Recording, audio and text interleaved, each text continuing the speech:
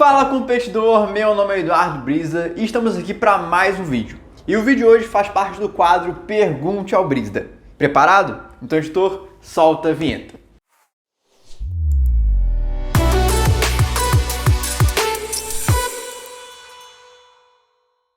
E como funciona esse quadro Pergunte ao Brisa? Basicamente é um quadro que abre uma caixinha de perguntas lá no meu Instagram. Vocês fazem as perguntas e eu respondo elas por aqui. Então, se você não me segue lá no Instagram, aproveita e me siga lá agora, @EduardoBrisa.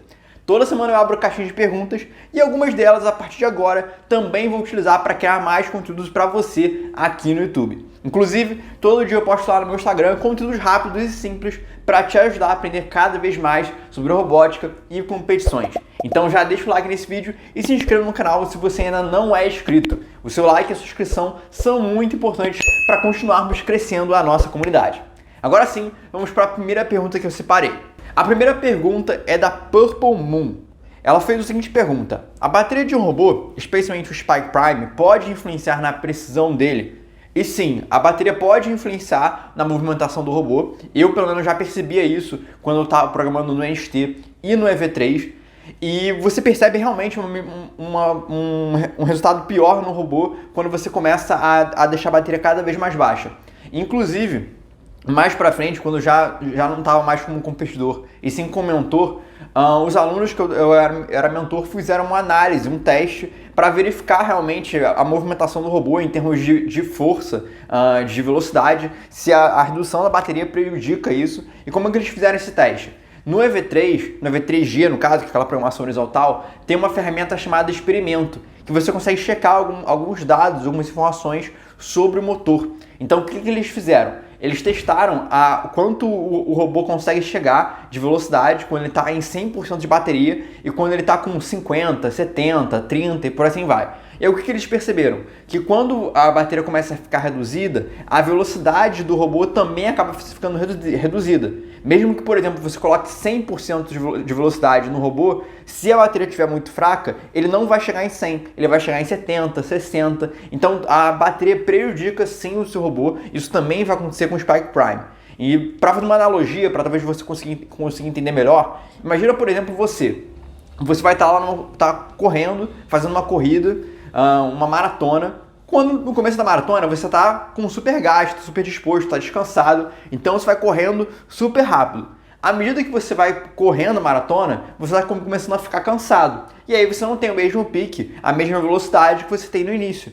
Então é a mesma ideia. O robô, quando você começa a reduzir a bateria, ele não fica com o mesmo pique, a mesma capacidade dele andar de maneira precisa. Então, normalmente, o padrão que eu costumo fazer quando eu competia e também quando eu ensino é que abaixo de 80% de bateria, vale a pena você trocar e utilizar uma nova. Acima de 80%, tudo bem, é uma margem ali que a princípio está ok para você conseguir programar. Mas é uma margem que eu utilizo por segurança. O ideal é sempre você ficar com 100%, 90% de bateria, beleza? Então pode influenciar sim a performance do robô, a bateria. E já que eu citei a programação do EV3G, eu tenho um curso focado nisso. Esse curso se chama Descomplicando a Programação. São mais de 50 aulas que eu mostro na prática como é que você pode programar o robô utilizando a plataforma do EV3G. Então eu ensino do básico ao avançado, desde os blocos verdes, amarelos, laranjas, até os blocos azuis claros. Então realmente é um curso bem completo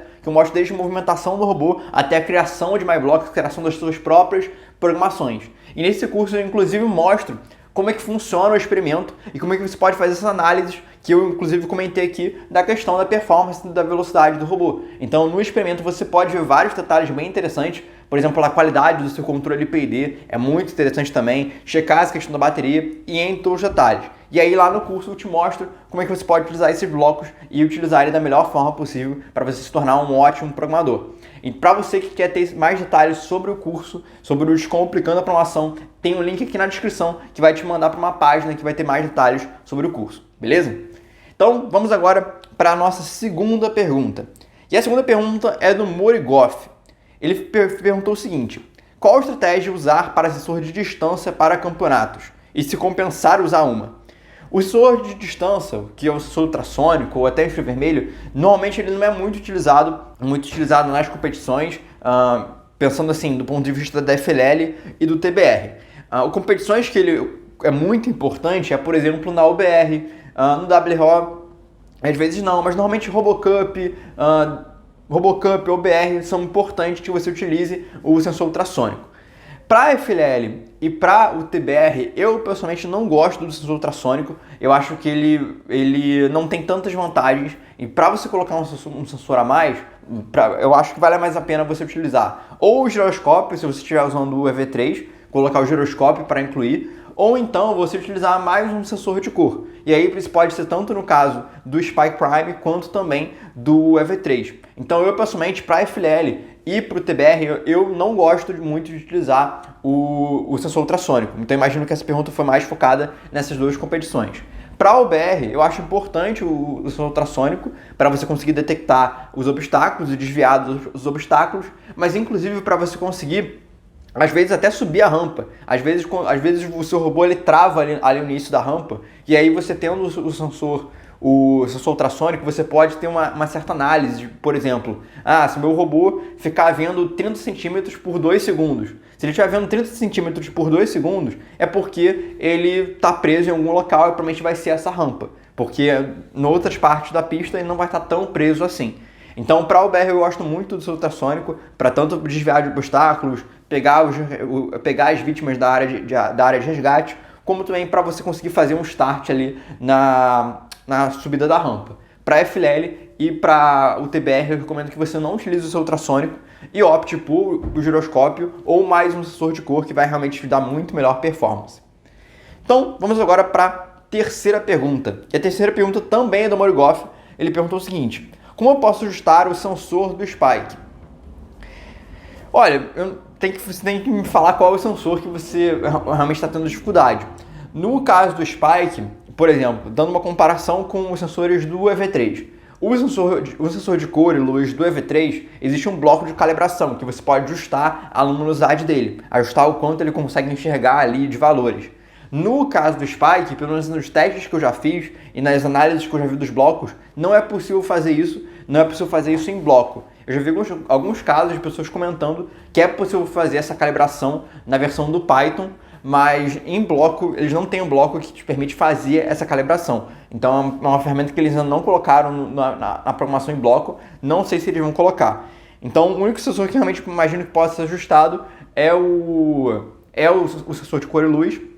O giroscópio, até existem algumas coisas que você pode fazer. Por exemplo, no caso do Spike Prime, existe um bug que normalmente acontece quando você balança o robô e liga ele, que o giroscópio ele fica zerado. Então existem algumas maneiras de você calibrar o sensor, como por exemplo alterando o modo de leitura dele, de velocidade angular para ângulo, ou então até tirando o cabo e colocando de novo. Então existem algumas maneiras, tanto de programação como também físicas, de você configurar isso. Mais detalhes eu comento também no meu curso Universo da Robótica. O Universo da Robótica é um curso que eu criei focado em te ensinar construção e programação e também te preparar para as principais competições, que são FLL, TBR e OBR. E aí no Universo da Robótica eu tenho um módulo tanto do Spike como também do EV3, seja EV3G ou EV3 Classic. E lá eu falo como é que você pode utilizar o giroscópio da maneira correta, e aí eu te mostro como é que você pode, por exemplo, calibrar o sensor e resolver esses problemas de bug. Por exemplo, no Spike Prime, eu pego um robô e forço esse bug no próprio robô e mostro como é que você pode corrigir ele. Eu mostro, se não me engano, 2 a 3 maneiras na programação de como é que você pode corrigir ele. Detalhes de, por exemplo, você tirar o cabo e ligar de novo, ou desligar o EV3, desligar o Spike e ligar de novo, eu não mostro esse método. Por quê? Porque esses bugs podem acontecer às vezes até durante o lançamento do robô. Então, se você ligasse e desligasse o robô no meio de um round, quando o robô volta para a base, você perder todo o restante do round. Então, eu mostro maneiras em programação que você pode resolver, que é muito mais rápido e muito mais eficaz. Então, no Universo da Robótica, eu mostro detalhes de calibração e ajuste do sensor do giroscópio. E agora a gente vai para a nossa quarta pergunta, mas antes, se você está gostando desse conteúdo, está gostando do Pergunte ao Brígida, não esqueça de curtir esse vídeo, se inscrever no canal se você quer saber mais detalhes, mais conteúdos de robótica e competições, se preparar para as principais competições, como FLL, TBR, OBR, FIRA e entre as competições que envolvem robótica Lego. Então é muito importante o seu like e a sua inscrição para que o conteúdo e a comunidade aqui do YouTube cresça cada vez mais e eu consiga trazer conteúdos cada vez melhores para você, beleza? Então conto com o seu like e conto com a sua inscrição. Bom, vamos para a nossa quarta pergunta, que é do Vinix Z. A pergunta dele foi o seguinte: como fazer um seguidor de linha proporcional por centímetros no Spike Prime? Preciso para FLL, por favor. Essa pergunta de como fazer um seguidor de linha, como fazer alguma coisa que ande ande tantos centímetros ou graus, é uma pergunta que eu recebo demais. E como é que funciona? No universo da robótica eu também mostro alguns detalhes sobre isso. E todas as questões que você quer que ande tantos centímetros, ande tantos graus, ou faça com que o robô pare quando ele enxergar alguma coisa, quando acontecer alguma coisa, entra na questão de programação chamada de interrupção. No caso do Spike Prime, existe um bloco na aba de controle, que é o bloco de até que. Ele é um loop, é um ciclo que se repete até que alguma coisa aconteça. Então, nesse caso, do seguidor de linha proporcional por centímetros, o que você faria? Você pegaria esse bloco do até que, faria toda a programação do seguidor de linha e colocaria ali dentro e diria para ele, olha, eu quero que ele faça o seguidor de linha até que um motor B, C, A, D, tanto faz a porta, depende de onde você colocou a porta dos seus motores principais. E aí você fala, olha, se essa porta chegar a tantos centímetros, eu quero que ele encerre aquele loop. Então aquele loop vai ficar rodando até que aquele motor veja uma distância menor do que 100 centímetros. Então se eu quero andar 100 centímetros, eu vou colocar dentro daquele loop a lógica do seguidor de linha e vou colocar um bloco de até que o motor B veja uma distância menor do que 100 centímetros. Então é assim que você faz. Tudo que você quer que o robô pare a partir de uma certa circunstância, seja de distância, seja cor, seja o que for, você vai utilizar o bloco de até que. Então é uma alternativa muito boa que eu recomendo e é a alternativa que eu uso. No universo da robótica, no módulo de programação, tanto V3G, V3 Classic quanto programação, eu mostro os detalhes de interrupção em algumas programações, como por exemplo a aceleração. Então a aceleração é uma programação muito conhecida e que muitas equipes gostam de utilizar, e aí nessa programação eu mostro como você pode acelerar e desacelerar até uma certa distância. E o seguidor de linha proporcional por centímetro segue esse mesmo princípio, que você pode adaptar para qualquer outra programação, ok? Então, lembrando dessa questão da interrupção e do bloco de até que. E aproveitar, antes da gente ir para a nossa última pergunta do vídeo, não esqueça de curtir esse vídeo se você está gostando desse conteúdo, se inscrever no canal para ficar ligado em mais conteúdo sobre robótica e competições. Eu vou fazer muitos conteúdos envolvendo a OBR e a FLL atualmente, então vale muito a pena você acompanhar esses conteúdos de agora se você vai participar dessas competições. Então, vamos agora para a nossa última pergunta, que é do Lip_M. Ele perguntou o seguinte: acha interessante utilizar o gyro na mesa desse ano? O gyro é o giroscópio. O giroscópio é um sensor que eu tenho um carinho muito grande. Eu sempre vou achar que é importante você utilizar o giroscópio. Sempre eu acho que é útil utilizar o giroscópio. Mas alguns detalhes, algumas preocupações. Eu não acho que você deve utilizar o giroscópio se você não tem o conhecimento necessário para utilizar ele. O giroscópio é realmente um sensor difícil de utilizar. É um sensor que tem certos problemas, tem certos cuidados que você tem que começar a tomar. E se você utilizar de maneira incorreta, de maneira incorreta, você pode acabar prejudicando mais o seu robô do que ajudando. O giroscópio é realmente um sensor muito bom, que você pode fazer programações incríveis, como por exemplo andar reto com o giroscópio ou virar de maneira precisa. E essas duas programações são importantíssimas, são muito úteis nas competições, seja na FLL, no TBR, na OBR. Quando eu comecei a utilizar o giroscópio, em uma outra competição eu parei de utilizar o giroscópio. Todas eu tive que usar o giroscópio, porque realmente é uma programação muito, muito útil e que te ajuda demais a aumentar a performance. Só que qual é o detalhe? O giroscópio, eles têm alguns bugs, sejam na V3, seja no Spike, e tem algumas coisas nas competições que prejudicam a performance dele. Por exemplo, o som. O som da música, que normalmente acontece na FLL, no TBR, pelo menos até onde eu lembro, no TBR as músicas não ficam tão altas e até mesmo na OBR. Na FLL que realmente o som fica muito alto. E aí o que acontece? Quando a música está muito alta, a mesa de competição vibra. E essa vibração prejudica a leitura do giroscópio. E aí ele começa a ter problemas mais rapidamente. Eu experimentei esse erro em 2016. 2016, poucas equipes utilizavam o giroscópio de maneira competitiva nos torneios. Então, foi a primeira vez que eu realmente vi esse problema. E o que aconteceu? A mesa de competição ela ficava próxima do som. O som tocava e vibrava a mesa. E aí o robô, ele estava andando lá e de repente ele começava a girar no próprio eixo. Girar de maneira louca. E o que estava acontecendo? O robô estava driftando, estava tendo um problema no sensor giroscópio, que ele estava tendo um erro. E aí a gente demorou um tempo para perceber o que era. Pra gente era um problema louco, tipo, a gente não tinha se tocado que era por conta da música e da vibração da mesa. A gente só percebeu no último round. Então esse cuidado da questão da vibração da mesa é muito importante que você tome e talvez algum juiz ou até voluntário esteja vendo esse vídeo.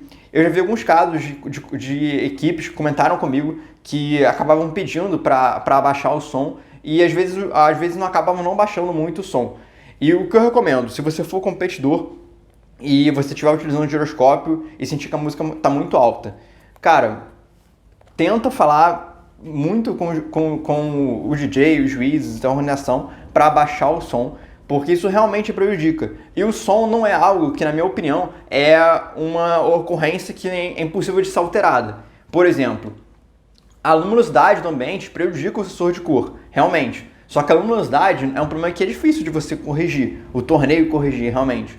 Mas a música é um problema que é facilmente evitado. É só baixar a música por 2,5 minutos durante o round e depois você pode colocar a música. Então eu recomendo, se você for competidor e você tiver problemas com o giroscópio, se você estiver utilizando o giroscópio, tenta insistir bastante para diminuir o som, porque o som realmente pode prejudicar o giroscópio. Então essa é a minha sugestão. O giroscópio é um sensor muito bom, muito poderoso, eu recomendo que você utilize. E no Universo da Robótica, que é o meu curso mais completo, eu te mostro de maneira aprofundada como é que você pode utilizar o sensor, como é que você pode colocar um controle de PID nele para deixar ele deixar a programação dele muito mais robusta e você fazer programações que realmente vão melhorar muito as performances. Então o giroscópio é realmente muito, muito bom, mas você precisa ter um conhecimento muito, muito bom, muito forte e também ter esses cuidados com o som que são frequentes nas competições. E essas foram as perguntas que eu separei para esse vídeo. Se você quiser ter mais informações sobre o universo da robótica ou Descomplicando a Programação, aqui na descrição tem um link completo sobre esses dois cursos para você saber todos os detalhes, desde a ementa até o quanto vale o curso, muitas informações muito aprofundadas. O Universo da Robótica é o meu curso mais aprofundado, mais completo. Eu recentemente aprimorei o curso acrescentando conteúdos sobre o Spike Prime. Então hoje o universo engloba tanto conteúdos do EV3, seja construção e programação, como também conteúdos de construção e programação do Spike Prime, além de módulos das principais competições que são FLL, TBR e OBR. É realmente um curso muito completo, dezenas de equipes da FLL e do TBR acompanham esse curso, são meus alunos e têm alcançado diversos resultados nos jornais nacionais e inclusive internacional da FLL, já tive equipes que participaram. Então, para você que quer se preparar para as competições, quer ter melhores resultados nos torneios, seja em âmbito regional, nacional ou internacional, o Universo da Robótica é um curso que realmente vai te ajudar bastante. E para você ter mais informações, é só você clicar no link que está na descrição, que você vai ter muitas informações sobre o curso. E é isso, muito obrigado por assistir e até o próximo vídeo.